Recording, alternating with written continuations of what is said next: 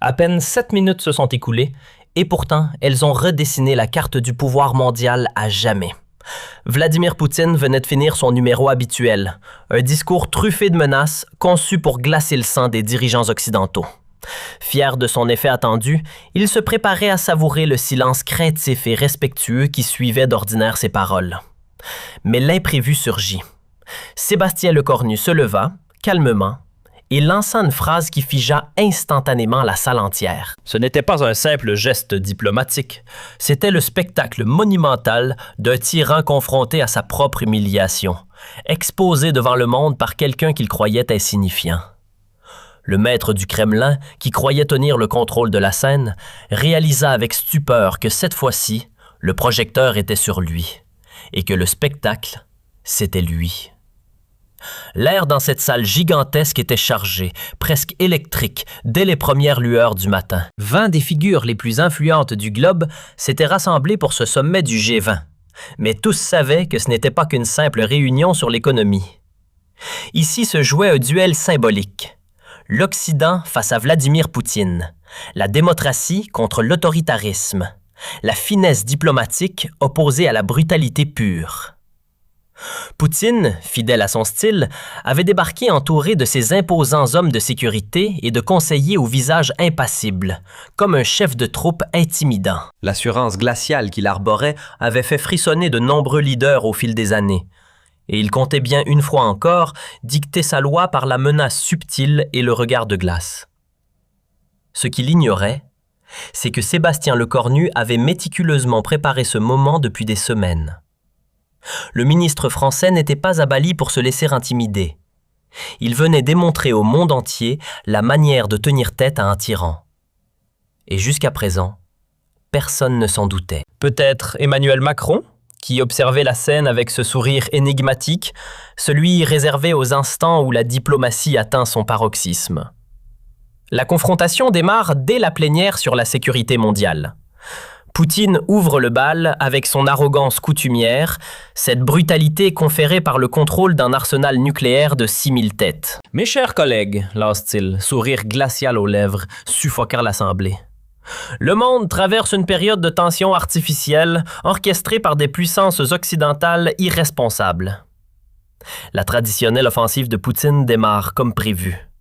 Il ressasse les prétendues provocations de l'OTAN, fustige le soutien militaire apporté à l'Ukraine et glisse ses menaces voilées à ceux qui oseraient défier la Russie. Chaque mot est soigneusement pesé pour semer la peur, pour rappeler aux leaders présents qu'ils ont en face d'eux un homme capable du pire.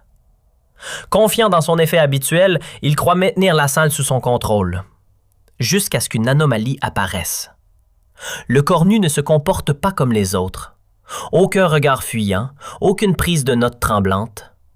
Il fixe Poutine avec une intensité presque dérangeante. Quand le dictateur russe conclut sa première salve, le ministre français se lève et lance simplement « Avez-vous terminé votre numéro, monsieur Poutine ?» Le mot « numéro » tombe dans l'air comme une gifle retentissante. Jamais personne n'avait osé s'adresser ainsi au maître du Kremlin. « Je souhaiterais répondre à votre performance », poursuit Lecornu, se levant avec une lenteur calculée. Et c'est ici que, durant 7 minutes, l'équilibre des forces bascule. « Monsieur Poutine », commence-t-il, calme olympien face à l'agressivité de l'autocrate, « laissez-moi vous exposer la différence entre un véritable dirigeant et un voyou. » La première phrase frappe de plein fouet. La salle retient son souffle. Aucun chef d'État n'avait auparavant osé traiter Poutine de voyou en public. Un dirigeant gagne le respect par ses actes.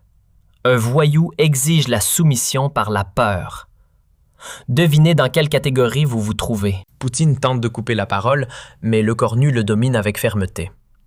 Vous évoquez les provocations occidentales. Parlons plutôt de vos invasions. Géorgie 2008, Crimée 2014, Ukraine 2022... 3 agressions, 3 violations flagrantes du droit international. Voilà votre bilan, monsieur Poutine. Chaque accusation atteint sa cible avec précision. Les caméras de CNN, BBC et de toutes les chaînes majeures enregistrent cette confrontation historique. Vous parlez de conséquences imprévisibles? Laissez-moi vous montrer les conséquences prévisibles de vos actions. enchaîne le cornu sans ciller. Isolement mondial, effondrement économique, fuite des cerveaux. Sous votre règne, votre pays est devenu un paria aux yeux du monde. Poutine, maître dans l'art d'intimider, sent pour la première fois que le terrain lui échappe. Il fait face à un adversaire d'un tout autre calibre. Le cornu, imperturbable, ne recule pas, ne cherche aucune conciliation. Il fonce droit au but, défiant l'autocrate sans le moindre tremblement. Vous parlez de sécurité mondiale? Très bien. Alors voyons qui en menace réellement. Qui brandit l'arme nucléaire contre des civils? Qui empoisonne ses opposants à l'étranger? Qui finance la terreur internationale? Tout le monde sait de qui il s'agit. La déclaration frappe comme une détonation. Les dirigeants présents restent bouche bée. Enfin, quelqu'un ose remettre Poutine face à ses crimes devant le monde entier. Mais le plus pathétique dans votre attitude, Monsieur Poutine, poursuit le cornu avec un mépris glacé, c'est votre lâcheté. Vous vous abritez derrière vos armes nucléaires car vous savez que votre armée ne peut remporter une guerre classique. Le coup de grâce est porté. L'allusion à l'échec militaire russe en Ukraine déstabilise complètement le dictateur. La pâleur gagne Poutine. Ses mains trahissent un léger tremblement. Pour la première fois de sa carrière, il se retrouve désarçonné devant un parterre international. « Vous déformez la réalité », balbutie-t-il. « Je déforme quoi, exactement ?» réplique le cornu, le sourire glacial comme lame de rasoir. « Vos revers en Ukraine, votre incapacité à prendre Kiev, vos généraux tombant les uns après les autres, ou peut-être votre fuite précipitée de Kharkiv ?» Chaque phrase est un coup de poignard, et chaque mot une humiliation publique parfaitement calculée. Poutine cherche à reprendre l'ascendant. Sa voix tente de masquer le tremblement. La Russie ne fait que défendre ses intérêts légitimes. Vos intérêts légitimes? Rétorque le cornu, implacable. Massacrer des civils serait donc légitime? Bombarder des hôpitaux relève-t-il de la légitime défense? Déporter des enfants ukrainiens, c'est protéger qui exactement? Chaque mot résonne dans le silence écrasant de la salle, comme un coup de tonnerre. Les dirigeants présents restent figés, témoins de la démolition méthodique d'un tyran. Monsieur Poutine, vous n'êtes pas un homme d'État. Vous êtes un criminel de guerre qui se cache derrière un bureau présidentiel, tranche le cornu avec une précision chirurgicale. Et aujourd'hui, face au monde entier, je vous le dis, la France n'a pas peur de vous. Le silence qui suit est assourdissant, presque palpable. L'homme qui a fait trembler l'Europe pendant des années reste muet, le visage marqué par un mélange de rage et d'humiliation que jamais un objectif n'avait saisi. Mais le cornu ne relâche pas la pression. « Vous voulez savoir ce qui va suivre? » « Je vais être très clair, poursuit-il, avançant vers la table russe avec une détermination tranquille. La France continuera à armer l'Ukraine jusqu'à votre défaite totale. Nous renforcerons les sanctions jusqu'à ce que votre économie s'effondre et nous poursuivrons vos crimes devant tous les tribunaux internationaux. Tentative désespérée de Poutine. Vous jouez avec le feu nucléaire. Non, monsieur Poutine, réplique le cornu impassible. C'est vous qui jouez avec le feu. Et vous venez de vous brûler publiquement devant le monde entier. Le Premier ministre français se tourne vers l'Assemblée, le regard perçant et la voix ferme. Mesdames et messieurs, observez bien cet homme. Voilà l'image d'un dictateur confronté à un véritable courage. Un lâche dont les seuls talents se résument à menacer et intimider. L'ovation qui s'ensuit surprend même le cornu lui-même. Joe Biden se lève en premier, suivi d'Ursula von der Leyen, puis de l'ensemble des dirigeants démocratiques. Xi Jinping, pourtant allié de longue date de Poutine, reste assis, silencieux, ni applaudissant ni protestant. Isolé et impuissant, Poutine doit assister bouche bée à sa propre humiliation publique. Les journalistes comprennent qu'ils viennent de filmer un moment qui marquera l'histoire. Ce sommet dépasse la simple diplomatie. C'est la naissance d'une ère nouvelle où les démocraties cessent enfin de trembler devant les tyrans. Puis le cornu, calmement, retourne à sa place et ajoute « Monsieur Poutine, vous pouvez regagner votre bunker. Le monde libre n'a plus peur de vous. » Lorsque le dictateur se retire précipitamment, suivi par sa délégation défaite, un tonnerre d'applaudissements envahit la salle. Pour la première fois depuis des années, un tyran est publiquement humilié devant l'ensemble de la communauté internationale. Les heures suivantes confirment l'ampleur du séisme géopolitique. Sur les réseaux sociaux, c'est l'explosion totale. En moins d'une heure, le hashtag #lecornu contre Poutine devient viral et les extraits vidéo atteignent plus de 100 millions de vues en 24 heures. Le Cornu vient de transmettre une leçon de courage au monde entier. Poutine n'a jamais été humilié ainsi. La France vient de tracer la voie à suivre et le monde entier réagit instantanément. Les médias internationaux s'emparent de l'événement. CNN titre « Un premier ministre français ridiculise Poutine ». BBC annonce « Le jour où la crédibilité de Poutine s'est effondrée ».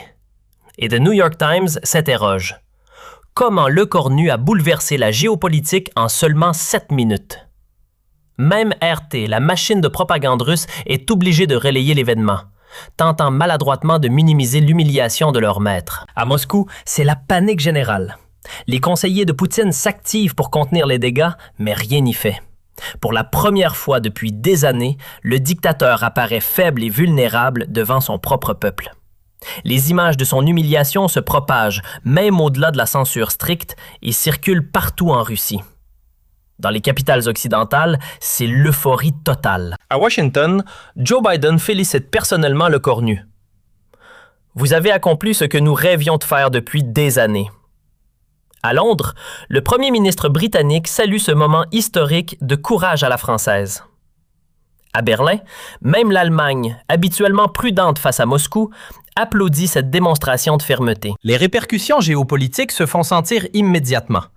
L'Ukraine reçoit un soutien militaire renforcé de l'ensemble des nations occidentales, les sanctions contre la Russie sont durcies et plusieurs pays neutres se rallient à l'Occident, galvanisés par l'audace française.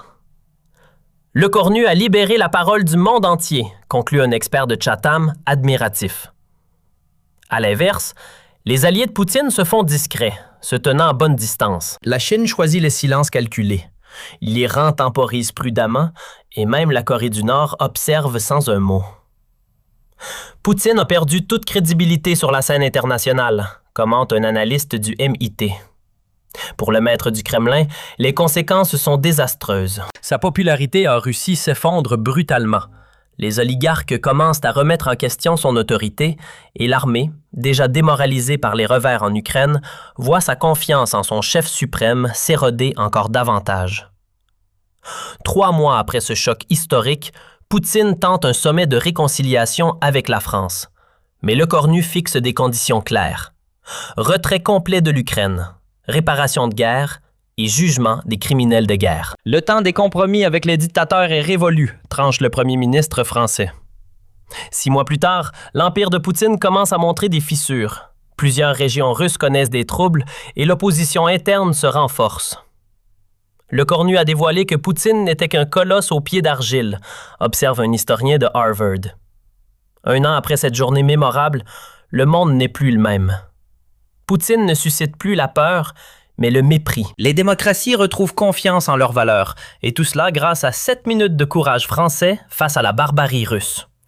Parfois, il suffit d'un seul homme courageux pour changer le cours de l'histoire, conclut Le Cornu dans ses mémoires. Cette confrontation restera gravée dans les mémoires comme l'instant où l'Occident a cessé de trembler devant les tyrans et où un premier ministre français a rappelé au monde entier que la liberté ne se marchande pas. Mais l'histoire ne s'arrête pas là. L'humiliation publique de Poutine secoue l'ordre géopolitique mondial de manière irréversible. Dans les heures qui suivent, toutes les chancelleries s'agitent frénétiquement. À Washington, la Maison-Blanche convoque en urgence le Conseil de sécurité nationale. Le Cornu vient de réaliser ce qu'aucun dirigeant occidental n'osait accomplir depuis des années, déclare le secrétaire d'État américain abasourdi. Il a prouvé que Poutine peut être défié et humilié publiquement, ajoute-t-il. Le Pentagone revoit immédiatement toutes ses évaluations stratégiques sur la Russie. Si la crédibilité de Poutine comme homme fort disparaît, la donne militaire change radicalement, analyse un général américain. Ses propres troupes vont commencer à douter de lui. La CIA mobilise tous ses agents pour sonder les réactions internes russes. Nous assistons peut-être au début de la fin du régime Poutine, estime le directeur de l'agence, tandis que des signes de nervosité apparaissent déjà parmi l'élite russe. À Londres, Downing Street jubile discrètement et le premier ministre britannique réunit son cabinet pour analyser cette nouvelle donne. Le cornu vient d'ouvrir une brèche dans l'armure de Poutine, explique-t-il à ses ministres. Nous devons tirer parti de cette occasion. Le MI6 reçoit l'ordre d'intensifier ses opérations en Russie afin d'exploiter cette faiblesse soudaine du dictateur. Les diplomates britanniques se mobilisent pour rallier d'autres pays à cette stratégie ferme face à Moscou. En Allemagne, la réaction est plus nuancée, mais tout aussi décisive. Olaf Scholz, encore marqué par l'humiliation infligée par le cornu, reconnaît néanmoins l'importance de ce moment. La France vient de redéfinir les règles du jeu avec la Russie, admet-il à ses conseillers. Il n'est plus possible de faire semblant que rien ne s'est passé. L'Allemagne, habituellement prudente à cause de sa dépendance énergétique envers Moscou, revoit soudain sa stratégie. Berlin annonce un plan accéléré de transition énergétique pour réduire sa vulnérabilité face aux menaces russes. Les grandes entreprises reçoivent l'ordre de préparer leur retrait complet du marché russe. À l'est de l'Europe, l'enthousiasme est palpable. La Pologne, les pays baltes, la République tchèque saluent unanimement le courage de Le Cornu. « Enfin, quelqu'un a osé dire à Poutine ce que nous pensions tous », s'exclame le président polonais. Pour ces nations, qui subissent la pression russe depuis des décennies, cette confrontation représente une véritable libération. Sans attendre, elle propose de renforcer leur coopération militaire avec la France. L'OTAN revoit ses plans de défense face à une Russie désormais fragilisée. En Ukraine, l'effet est immédiat et spectaculaire.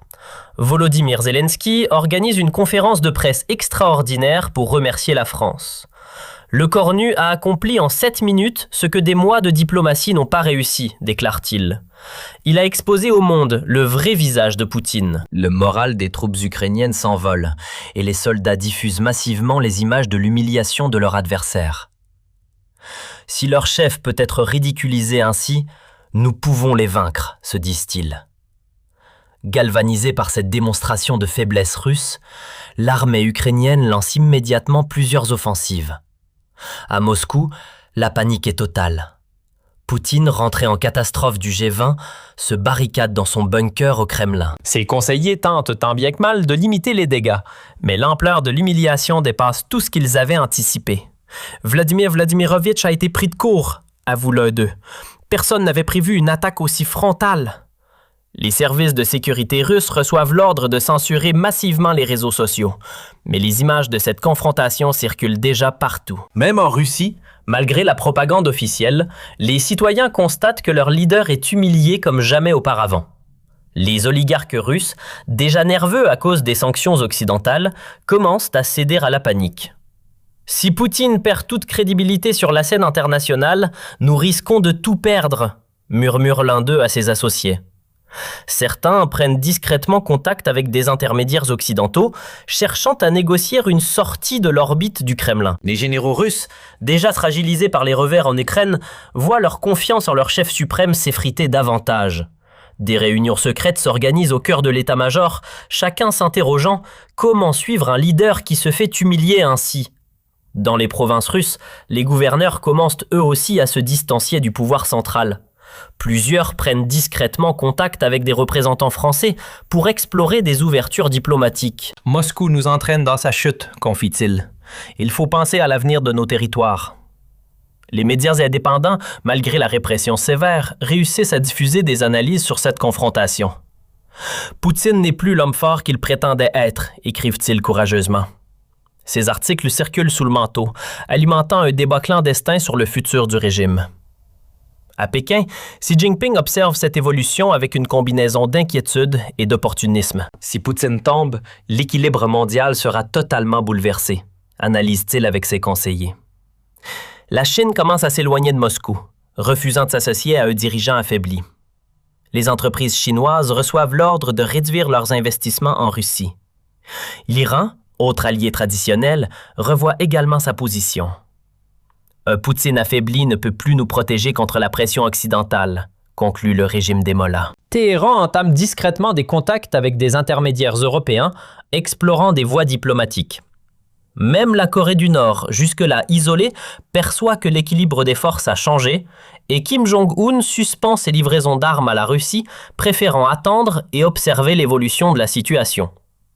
Les pays non alignés, longtemps hésitants entre l'Occident et la Russie, se jettent soudainement dans le camp occidental après la démonstration de force française. L'Inde, le Brésil et l'Afrique du Sud réévaluent rapidement leurs relations avec Moscou. Poutine n'inspire plus aucun respect, notent unanimement leurs dirigeants. 3 semaines après Bali, les premières conséquences concrètes tombent.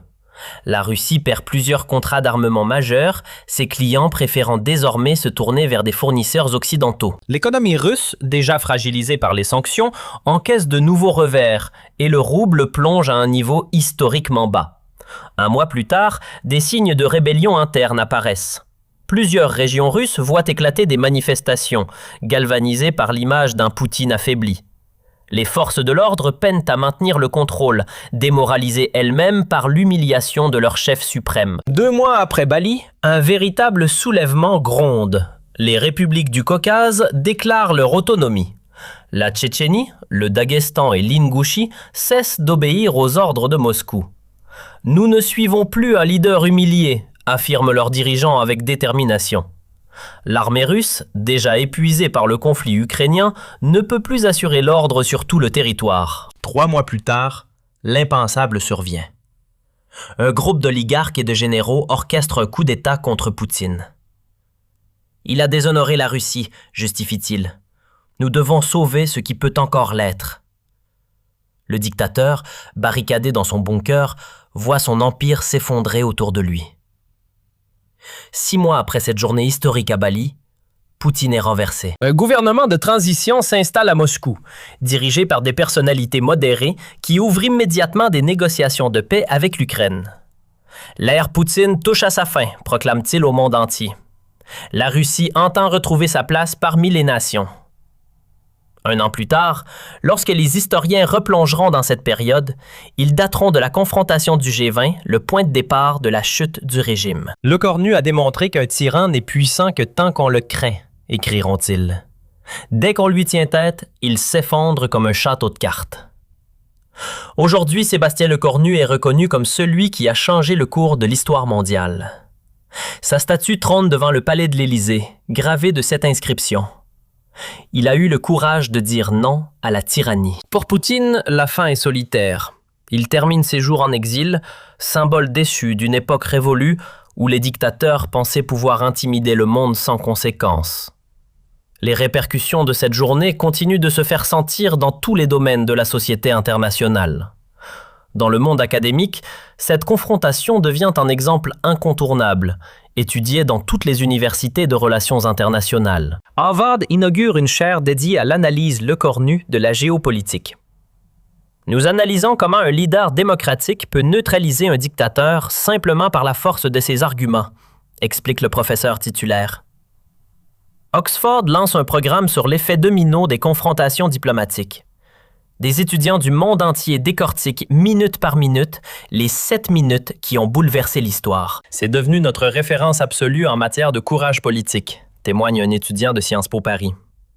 À Yale, un séminaire entier est consacré aux techniques de démontage psychologique des autocrates enseignées par Lecornu. Les futurs diplomates américains apprennent par cœur ces répliques. Pour comprendre le 21e siècle, il faut comprendre Bali, résume un professeur australien. L'Université de Sydney inaugure l'Institut Lecornu pour la démocratie, un lieu où chercheurs et politologues examinent comment la confrontation de Bali a déclenché des mouvements démocratiques sur tous les continents. L'onde de choc de Bali a libéré un formidable élan démocratique à travers le monde, explique la directrice de l'Institut. Au Japon, l'Université de Tokyo organise chaque année un colloque international sur l'héritage de Bali, attirant les plus grands spécialistes pour analyser les répercussions à long terme de cette journée historique. Lecornu a démontré que la démocratie pouvait aussi être offensive, résume un politologue japonais. Dans le domaine militaire, cette journée transforme également la pensée stratégique mondiale. L'école de guerre française intègre désormais la méthode Lecornu dans la formation des officiers supérieurs. Nos futurs généraux doivent comprendre que le courage moral compte autant que la puissance militaire, précise le directeur. Le Pentagone révise ses manuels pour inclure cette nouvelle approche de confrontation avec les dictatures. Lecornu nous a montré qu'une guerre peut se gagner sans tirer un seul coup de feu, admet un général américain. l'OTAN ouvre un centre d'excellence sur la guerre psychologique démocratique, directement inspiré de cette confrontation. L'état-major britannique développe les formations spécifiques pour préparer ses officiers à affronter les tyrans avec les armes de la démocratie. Même en Israël, le Mossad analyse avec attention les techniques de l'écornu pour neutraliser un adversaire supérieur en nombre. C'est l'art de la guerre revisité pour le 21e siècle, commente un expert en sécurité. Dans l'économie, l'impact est tout aussi spectaculaire. La Bourse de Paris s'impose comme nouvelle référence européenne, détrônant Francfort. Les investisseurs internationaux voient dans la France de Lecornu un modèle de stabilité et de leadership. Après Bali, tout le monde veut investir en France, remarque un analyste de Wall Street. Les entreprises françaises voient leur valorisation exploser. Total, LVMH, Airbus battent des records en bourse. L'effet Lecornu dynamise l'ensemble de l'économie française, constate un économiste de l'OCDE. Les fonds souverains mondiaux réorientent leurs investissements vers la France. Et à Londres, la City redécouvre tout le potentiel français. Lecornu a redonné à la France son image de gagnant, conclut un trader londonien. Les banques d'investissement se ruent sur Paris, ouvrant bureau sur bureau. Même les hedge funds américains déplacent une partie de leurs activités vers la capitale française. Nous voulons être associés à ce succès français, confie un gestionnaire de fonds new-yorkais admiratif. Dans le domaine culturel, cette victoire diplomatique déclenche une véritable renaissance mondiale à la française. Hollywood multiplie les projets de films relatant cette confrontation historique. C'est l'histoire parfaite, David contre Goliath au 21e siècle, s'enthousiasme producteur. Netflix lance une série de 6 épisodes sur les 7 minutes qui ont bouleversé le monde. Les plateformes de streaming se livrent une bataille acharnée pour obtenir les droits. Tout le monde veut raconter l'épopée Lecornu, constate un dirigeant des Disney+. Paris retrouve également son statut de capitale mondiale incontestée de la mode. Les créateurs français sont sollicités sur tous les continents. Lecornu a redonné tout son éclat à la France, explique le directeur de Chanel. Milan et New York perdent du terrain face à cette renaissance parisienne. Les Fashion Weeks internationales invitent massivement les créateurs français. Dans la gastronomie, l'impact est tout aussi impressionnant. Les restaurants français s'implantent à l'étranger comme jamais auparavant. Tout ce qui est français devient tendance après Bali, note un chef étoilé. Les exportations de vin explosent. Les produits du terroir conquièrent de nouveaux marchés. L'art de vivre à la française profite pleinement de l'effet Lecornu, conclut un spécialiste du marketing. Dans le sport, la nouvelle aura française attire immédiatement les grands rendez-vous internationaux. Paris décroche l'organisation de compétitions majeures supplémentaires. Le dynamisme français sous Lecornu est fascinant, commente un responsable du comité olympique. Les clubs de football hexagonaux séduisent désormais les plus grands joueurs du monde. Même le PSG profite de cette aura Lecornu, plaisante un journaliste sportif. Le Tour de France étend son rayonnement international porté par cette renaissance nationale, tandis que les sponsors du monde entier se disputent l'association avec les événements français. Dans la technologie, la France s'impose comme destination privilégiée. La Silicon Valley transfère une partie de ses activités vers Paris. L'écosystème français nous semble plus stable depuis Lecornu, explique un dirigeant de Google. Les startups européennes affluent pour s'implanter en France. Lecornu a instauré un climat de confiance exceptionnel, témoigne un entrepreneur britannique. Même les géants asiatiques de la tech ouvrent de nouveaux centres de recherche. Nous voulons profiter du dynamisme français, justifie un dirigeant de Samsung. Dans le secteur spatial, cette influence se traduit par des partenariats renforcés. L'Agence spatiale européenne relocalise davantage d'activités en France et la NASA multiplie les coopérations avec le CNES. Lecornu a redonné une ambition spatiale à la France, observe un expert, tandis que SpaceX envisage même une base de lancement en Guyane française. Dans le domaine de l'intelligence artificielle, la France attire désormais les cerveaux les plus brillants du monde. L'effet Lecornu nous rend plus attractifs que la Silicon Valley, se réjouit un chercheur français. Les universités américaines voient leurs étudiants se précipiter pour étudier en France. Ils veulent comprendre le secret du leadership français, explique un doyen de Stanford. 2 ans après cette confrontation légendaire, la transformation est totale. La France s'est réaffirmée comme superpuissance d'influence mondiale. Lecornu est invité à tous les sommets, consulté sur toutes les crises internationales. Sébastien incarne le leadership du 21e siècle, reconnaît même un ancien président américain. Poutine, quant à lui, vit désormais reclus dans un petit appartement à Minsk, sous la surveillance constante des services biélorusses. Ses anciens oligarques refusent toute rencontre. Ses généraux l'ont abandonné. Il n'est plus que l'homme humilié par un Français, raille un ancien proche. Ses mémoires, qu'il tente de rédiger en exil, ne trouvent aucun éditeur. Personne ne veut publier les souvenirs d'un dictateur déchu, lui répètent inlassablement les maisons d'édition. Même les chaînes les plus sensationnalistes refusent ses interviews. Poutine n'intéresse plus personne, constate un producteur russe exilé, amer et amusé à la fois. Lorsqu'on l'interroge sur cette journée fatidique à Bali, l'ancien maître du Kremlin se mure dans les silences. « Cette histoire est terminée », marmonne-t-il, détournant le regard. Mais pour le reste du monde, cette histoire ne fait que commencer. Elle est devenue le symbole vivant qu'un seul homme, par son courage, peut changer le cours de l'humanité. Le Cornu nous a rappelé que la démocratie, lorsqu'elle ose, est invincible, résume un éditorialiste du Washington Post. Aujourd'hui, dans toutes les écoles démocratiques, les enfants apprennent cette leçon. Un premier ministre français a eu le courage de dire non à un dictateur, et ce simple non a libéré des centaines de millions de personnes. Peut-être est-ce là le plus précieux héritage de ces 7 minutes historiques. Prouver que le courage est contagieux et que la liberté finit toujours par triompher. Yeah!